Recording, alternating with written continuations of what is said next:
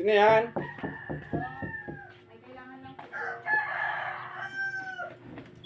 Tuloy. Umupo ka.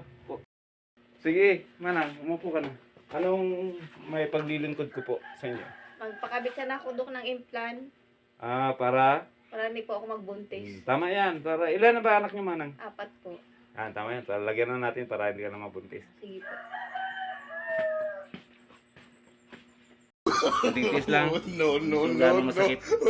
Kunting tiis lang. Dito gano'ng masakit. Angat mo po, angat.